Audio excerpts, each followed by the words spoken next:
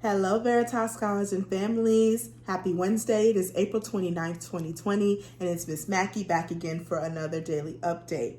I just finished rereading a book that I hold really near and dear to my heart, and it's called The Sun and Her Flowers, and it's by Rupi Kaur.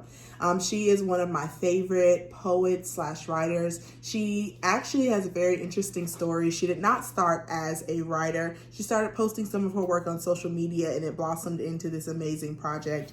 And I just really love her work. One reason why I really love her work is because it's very authentic, it's very real. She doesn't ascribe to writing convention sometimes, meaning she doesn't rhyme like how we think sometimes poetry needs to be. She doesn't use a certain scheme or pattern in her writing. She sometimes doesn't even capitalize words that need to be capitalized, which, sidebar, as an ELA teacher, sometimes makes me cringe, but I love it. I appreciate it. It's very raw. It's very open. And so in rereading her last piece of poetry in this book, it really resonated with me with the mindset that she developed for herself. So just a little bit of context. In the final section of the book, she's talking about closing out a chapter in her life.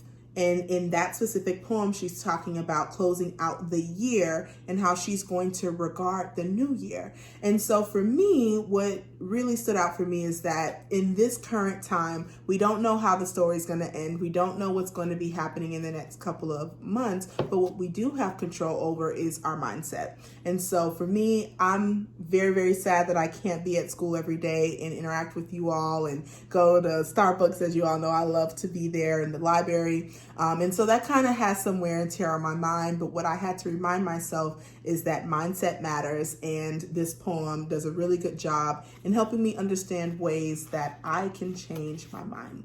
So without further ado, here we go. It says, "The year is done. I spread the past 365 days before me on the living room carpet. Here is the month I decided to shed everything not deeply committed to my dreams. The day I refused to be a victim to the self-pity. Here is the week I slept in the garden. The spring I wrung the self-doubt by its neck. Hung up your kindness. Took down the calendar. The week I danced so hard my heart learned to float above water again. The summer I unscrewed all the mirrors from their walls, no longer needed to see myself to feel seen. Combs the weight out of my hair. I fold the good days up and place them in my back pocket for safekeeping. Draw the match. Cremate the unnecessary. The light of the fire warms my toes.